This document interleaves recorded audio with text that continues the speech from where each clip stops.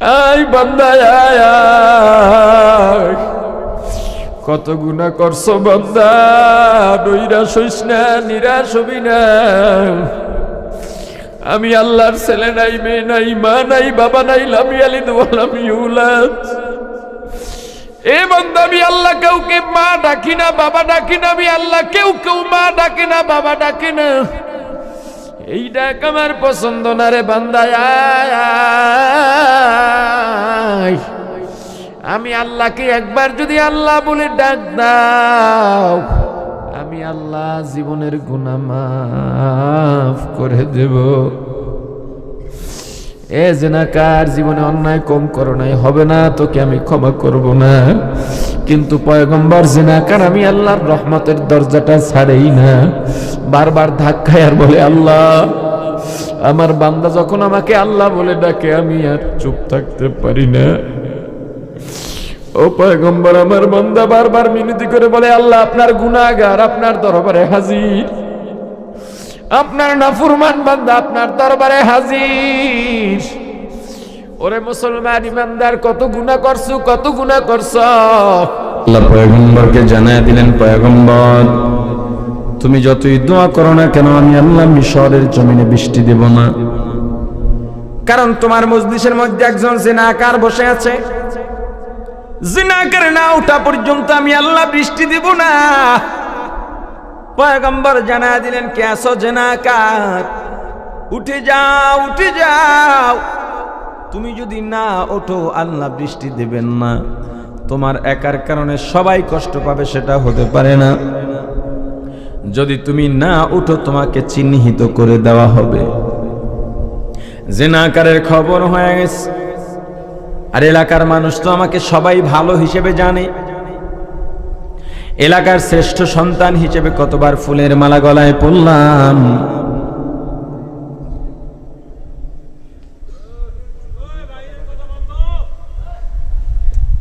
এলাকার মানুষ জানে না, আমাকে দেখলে যারা চেয়ার ছেড়ে দাঁড়িয়ে যাইতো। কিন্তু আমি পর্দার আড়ালে, লোকচক্ষুর আড়ালে আমি কি করে বেড়াইতাম এটা তো কেউ জানে না। আপনি যে আমাকে এভাবে দেখতেছেন, আমার টুপি, আমার দাড়ি, আমার জুব্বা, আমার সুন্দর সুন্দর কথা, এটা আমি নই, এটা আমার চরিত্র নয়, এটা আমার পরিচয় নয়। বরং আপনার আড়ালে আমি একা যেই চিন্তা করি, আমি একা যা করে বেড়াই, ওটাই আসলে আমি।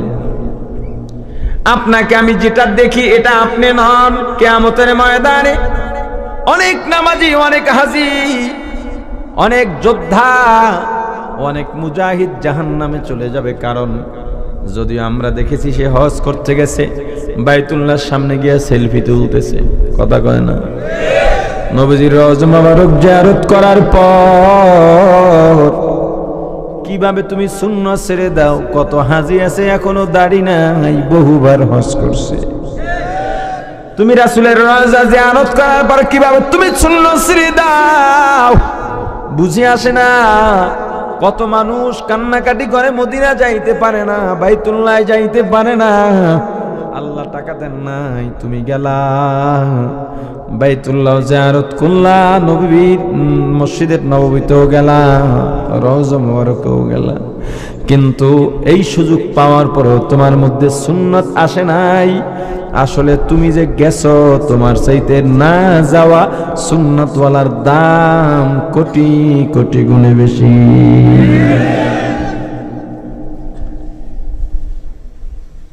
জিনাকারের ভেতরে খবর হয়ে গেছে, কি করব এখন যদি এখান থেকে উঠে যাই? যারা আমাকে দেখলে চেয়ার ছেড়ে দাঁড়িয়ে যাইতো, সম্মান করতো, আগে আগে সালাম দিত, তারাও আমাকে থুতু মারবে, জুতা নিক্ষেপ করবে। আবার যদি না উঠে যাই তাহলে আমাকে চিহ্নিত করে দেওয়া হবে। বুঝলাম, এখান থেকে অপমানিত হয়ে, লাঞ্ছিত হয়ে চলে গেলাম, এমন একটা জায়গায় চলে গেলাম যেখানে আমাকে কেউ চিনবে না। ওখানে গিয়ে নতুন ভাবে আবার আমার জীবন শুরু করব। কিন্তু যেখানে যাব সেটাও তো আল্লাহর জমিন। আল্লাহ যদি ডেকে বলেন, হে জিনাকার, আমার জমিনে থাকতে পারবি না। জিনাকারকে আমার জমিনও পছন্দ করে না, আসমানও পছন্দ করে না। জমিন চায় গিলে খেয়ে ফেলতে, কিন্তু আমি আল্লাহ জমিনকে ধৈর্য দিয়েছি, এজন্য জমিনে আছো দাঁড়ায়া। যদি আল্লাহ বলেন আমার জমিনে থাকতে পারবি না, আমি কোথায় যাব? এ দুনিয়ার গুনাহগার, আল্লাহর দেয়া নিয়ামত ভক্ষণ করলা, আল্লাহর দেয়া আলো বাতাস ভক্ষণ করার পরও আল্লাহর সঙ্গে কিভাবে নাফরমানি করো? অথচ আল্লাহ বলেন কাইফা তাকফুরুনা বিল্লাহ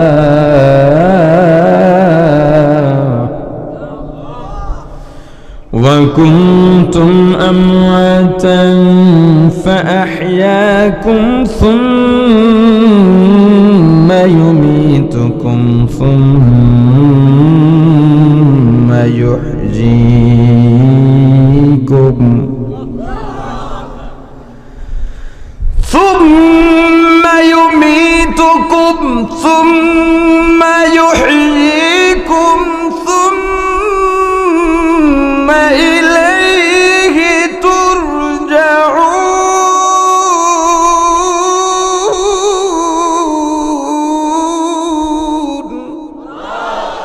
আল্লাহ ডেকে বলেন কাইফা তাকফুরুনা বিল্লাহ, হে জগতের মানুষ তোমরা কিভাবে আল্লাহর সঙ্গে কুফরি করো? অথচ কুনতুম আমওয়াতা, তোমাদের নাম নিশানা ছিল না, তোমরা মৃত ছিলে।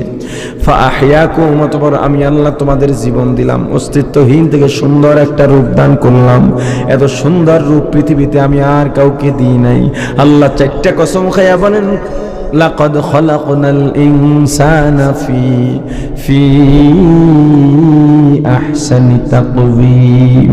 ও মুসলমান ইমানদার, যদি তুমি আল্লাহর সঙ্গে নাফরমানি করে বেড়াও, আল্লাহর জমিন ছেড়ে দূরে চলে যাও, আল্লাহর দেয়া আলো তুমি ব্যবহার করো না, আল্লাহর দেওয়া অক্সিজেন তুমি ব্যবহার করো না, আর যদি বলো যে হুজুর জমিন ছেড়ে কোথায় যাব, আলো ছাড়া কেমনে বাঁচবো, তাহলে আল্লাহর সঙ্গে আর নাফরমানি করতে পারবা না। আল্লাহর সঙ্গে আর নাফরমানি করতে পারবা না। জিনাকার চিন্তা করতেছে কি করব, বেইজ্জতি তো নিশ্চিত, কিন্তু কিচ্ছু করার নাই। আল্লাহর নাম তো সাত্তার, আল্লাহর নাম সাত্তার। দুনিয়ার মানুষ, আমার জীবনে কত গুনাহ আছে আপনি জানেন না। আপনি তো মনে করেন আমি বুঝি আরশ মহল্লায় গিয়া মুরাকাবায় নামাজ পড়ি, কিন্তু আমার গুনাহ আমি জানি, পীরের গুনাহ পীর জানে, আপনার গুনাহ আপনি জানেন, সম্মানী ব্যক্তির গুনাহ সম্মানী ব্যক্তি জানে। আমার গুনাহটা আল্লাহ প্রকাশ করেন নাই, আপনার গুনাহটাও আল্লাহ প্রকাশ করেন নাই।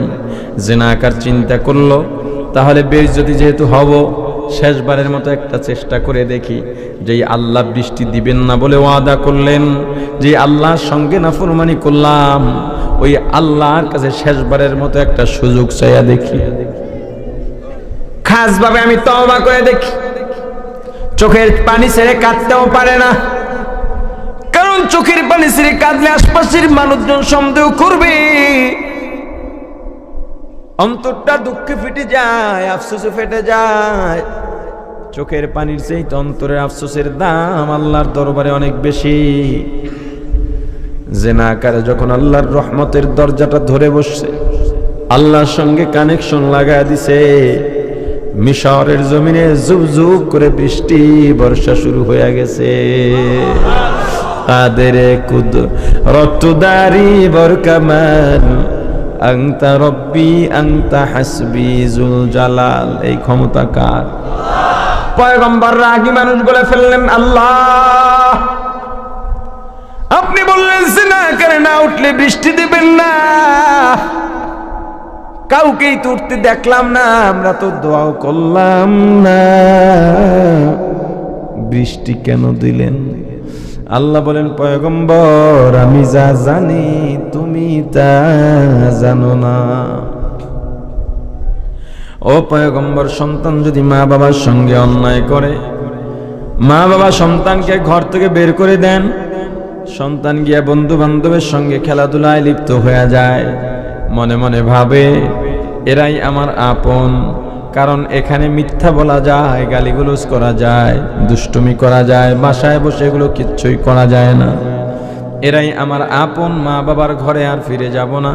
খেলায় এমনভাবে মত্ত হয়ে গেছে, দুপুরের খানার কথা ভুলে গেছে, বাসার কথা ভুলে গেছে, মায়ের কথা ভুলে গেছে, বাবার কথা ভুলে গেছে।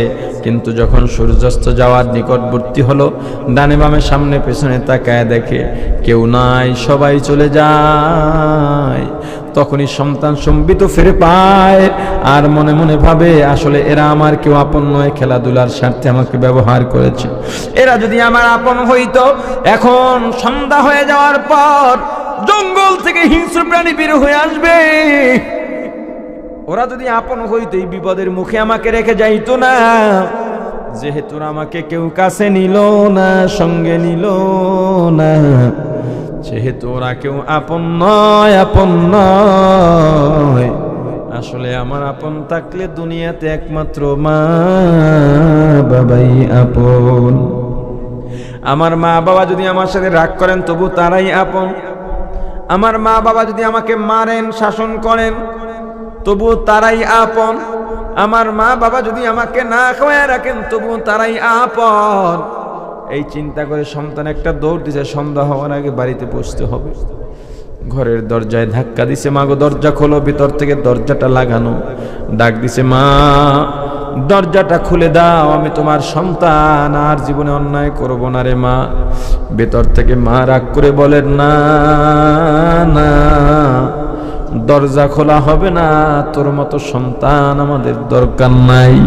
সন্তান বুঝতে পারছে মায়ের মধ্যে যেমন একটা রাগ আছে তেমন একটা মমতাও আছে। মায়ের রাগ কমাইয়া মমতা কিভাবে বের করতে হবে এই ব্যবস্থা করতে হবে। আমার মনটা নরম করতে হবে, 2 ফোঁটা চোখের পানি ছাড়তে হবে, একটু মায়া লাগাইয়া মাকে ডাক দিতে হবে। কারণ আমি জানি আমার মা আমার চোখের পানি সহ্য করতে পারবেন না।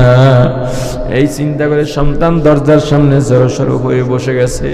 কেউ নাই, একেবারে অসহায়, একেবারে এতিমের মতো। একদিকে হিংস্র প্রাণী, আর একদিকে দরজা বন্ধের চাইতে কঠিন বিপদের মানুষ আর হয় না। বা দরজার সামনে বসে চোখের পানি ছেড়ে দিয়েছে। দরজায় ছোট্ট ছোট্ট করে নখ করে আদবের সঙ্গে ভয় ভয়, আর চোখের পানি ছেড়ে বড় আদর, বড় মায়া, বড় করুণ লাগাইয়া ডাকে, মাগো ও মা, ও মা দরজাটা খুলে দাও। মাগো তুমি যদি দরজা না খুলে আমি কোথায় যাব? আমার যাওয়ার জায়গা নেই রে মা।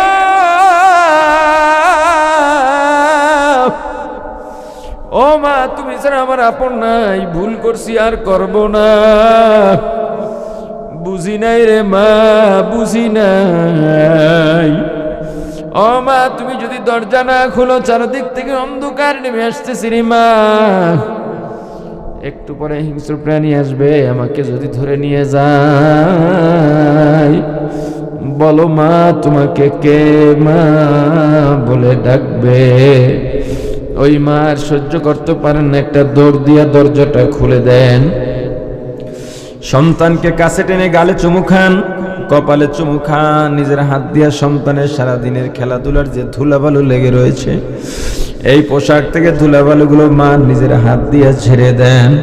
আর বলেন, ওরে কলিজার টুকরা সন্তান, তোকে যদি হিংস্র প্রাণী নিয়ে যায় আমি কেমনে থাকবো বল?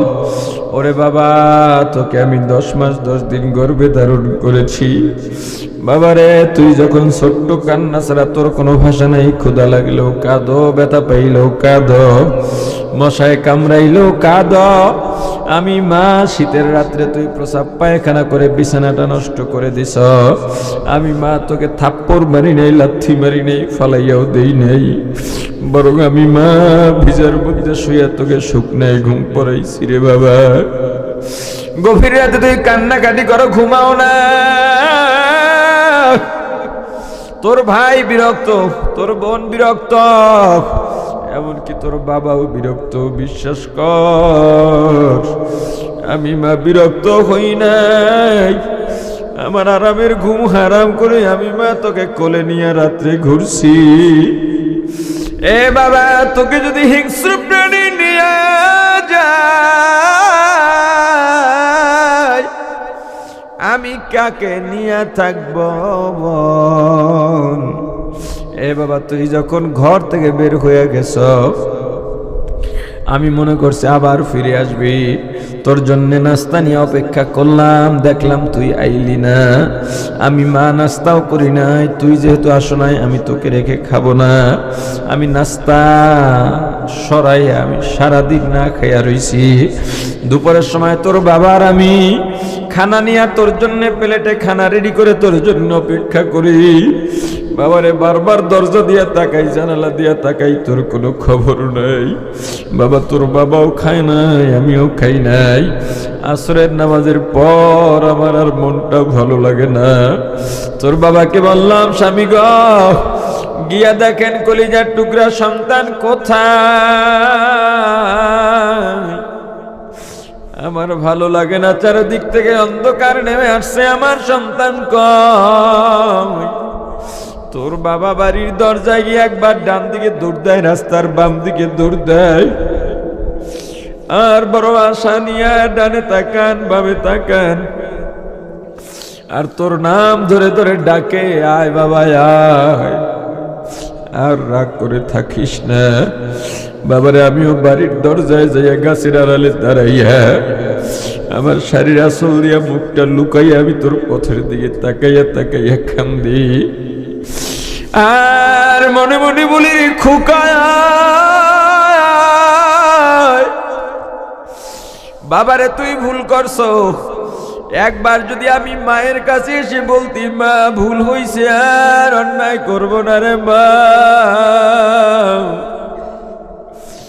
আমি মা তোকে মাফ করে দিতাম। কিন্তু সন্ধ্যার আগে আগে যখন দেখলাম তুই আসো না, তোর বাবা আমাকে নিয়ে ঘরে চলে এলেন। বলে আমার অন্য সন্তানরা আমাকে মা বলে, তোমাকে মা বলে, আমাকে বাবা বলে ডাকবে, তাতেই হবে। যেই সন্তানের জন্য দুপুরে অপেক্ষা করলাম, সকালে অপেক্ষা করলাম, বাইরে নেমে ডাকলাম, পাইলাম না। যেই সন্তান আমাদের কথা চিন্তা করে না, ওই সন্তান আমাদের দরকার নাই। কিন্তু বাবা তুই যখন দরজায় ধাক্কা দিছ, আমি মায়ের অন্তরে ধাক্কা লেগে গেছে, কিন্তু অভিমানে বলছি দরজা খুলবো না। কিন্তু তুই যখন চোখের পানি ছেড়ে আমাকে ডাক দিছ, আমি মা সহ্য করতে পারি নাই। ও পয়গম্বর, দুনিয়ার মায়েদের যত মায়া, সন্তানের প্রতি মায়া, বান্দার প্রতি আমি আল্লাহর মায়া কি তার চাইতে কম?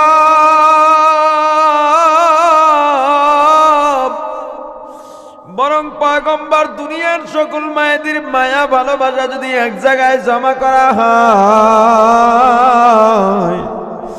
বান্দার প্রতি আমি আল্লাহর মায়া তার চাইতে কোটি কোটি গুণে বেশি রে পয়গম্বর।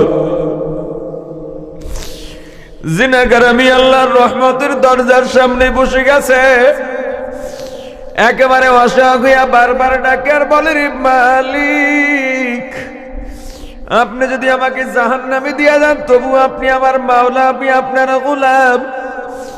আল্লাহ যদি মাফ না করেন, তবু আপনি আমার মাহবুদ, আমি আপনার গোলাম। আমি জানাই দিলাম, হবে না, হবে না, হবে না, হবে না। বান্দা আমাকে ভুলে গুনার মধ্যে গিয়া সব ভুলে গেছো, মরা লাগবে ভুলে গেছো, রাসূলের সুন্নাত মানা লাগবে ভুলে গেছো, সব ভুলে গিয়া দুনিয়ার গুনায় মত্ত হইয়া গেছো। কিন্তু আমি আল্লাহর দিকে ফেরো নাই। আমি আশায় রইলাম তুই বুঝি ফজরে আসবি, আসো নাই। আমি আশায় রইলাম তুই জোহরে আসবি না, জোহরেও তুই আসো নাই। আমি অপেক্ষায় রইলাম আসরে আসবি, মাগরিবে আসবি, এশায় আসবি, তুই আসো নাই। ওরে বান্দা, তারপরে আমি আল্লাহ গভীর রাতে তোর কাছেই নেমে এলাম, প্রথম আসমানে নেমে এলাম। আহারে আমি আল্লাহ এত মায়া করলাম, এত দয়া করলাম। বান্দা সারাদিন কাজ করো, ক্লান্ত হয়ে যাও, আমি আল্লাহ রাত্র দিলাম বিশ্রামের জন্যে। অথচ আমি আল্লাহ লা তাখুযুহু সিনাতু ওয়ালা নাওম, আমি আল্লাহকে ঘুমেও ধরে না, তন্দ্রায় ধরতে পারে না। ও ওরে বান্দা, আমি যদি ঘুমাইতাম, তুই যদি আমি আল্লাহকে আল্লাহ বলে ডাক দিতি, তোর ডাকে তখন কে সাড়া দিত? বান্দার আমি প্রথম আসমানে এসে তোকে রাত্রে ডাকলাম, ফাতাহাজ্জাত বিহি নাফিলাতাল লাক। আয় বান্দা আয় আয়। কত গুনাহ করছো বান্দা, নৈরাশ হইস না, নিরাশ হবি না। আমি আল্লাহর ছেলে নাই, মেয়ে নাই, মা নাই, বাবা নাই, লাম ইয়ালিদ ওয়া লাম ইউলাদ। এ বান্দা, আমি আল্লাহ কাউকে মা ডাকি না, বাবা ডাকি না। আমি আল্লাহ কেউ মা ডাকে না, বাবা ডাকে না। এই ডাক আমার পছন্দ না রে বান্দা।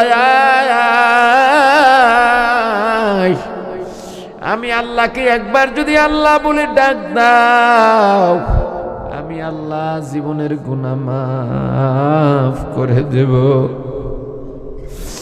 এ জিনাকার, জীবনে অন্যায় কম করো নাই, হবে না তোকে আমি ক্ষমা করব না।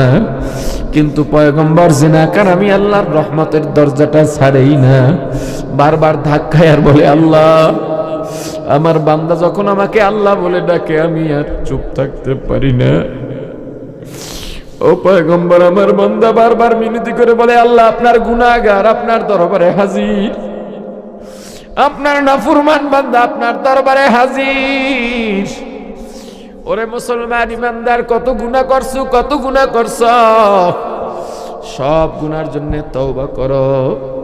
জীবনতে গুনার জন্য অনুতপ্ত হইয়া কাঁদো নাই, অথচ গুনার জন্য অনুতপ্ত হইয়া কান্নার মধ্যে এত মজা, এত মজা, পৃথিবীতে এত মজা আর কিছুতে নাই। কেমনে বুঝবা গুনার জন্য? কোনোদিন তো অনুতপ্তই হও নাই। ও পয়গম্বর, জিনাকার ডাকতে ডাকতে ডাকতে ডাকতে একটা সময় আমি আল্লাহর রহমতের দরিয়ায় তুফান শুরু হয়ে গেছে। একটা সময় আমি আল্লাহর কুদরতি অন্তরের মধ্যে জোশ মেরে গেছি। আমি আল্লাহ দরজাটা খুলে দিলাম, আমার জিনাকার বান্দাকে আমি আল্লাহর কুদরতি কোলে তুলে নিলাম। সন্তানের মা যেমন সন্তানের গায়ের ধুলাবালুগুলো নিজ হাত দিয়ে পরিষ্কার করে দেয়, আমি আল্লাহ আমার বান্দার গুনার ধুলাগুলো নিজ হাতে পরিষ্কার করে দিয়েছি। শুধু তাই নয়, তওবার কারণে আমি আল্লাহ গুনাহগুলা নেক দিয়া পরিবর্তন করে দিছি। ওরে পয়গম্বর, এই জিনাকারের কারণে আমি আল্লাহ বৃষ্টি দিই নাই, আবার ওই জিনাকারের তওবার কারণেই বৃষ্টি দিলাম, তোমাদের দোয়াও লাগে নাই। মুসলমান ইমানদার, জান্নাত যদি পাইতে চাই, শর্ত আল্লাহকে ভালোবাসতে হবে। আল্লাহকে ভালোবাসে কারা? রাসূলকে ভালোবাসে যারা। রাসূলের ভালোবাসার মাধ্যমে যদি আল্লাহকে ভালোবাসা যায়, আল্লাহ পুরস্কার ঘোষণা করেছেন, গুনাহ করবা মাফ হয়ে যাবে, তওবা করলে মাফ।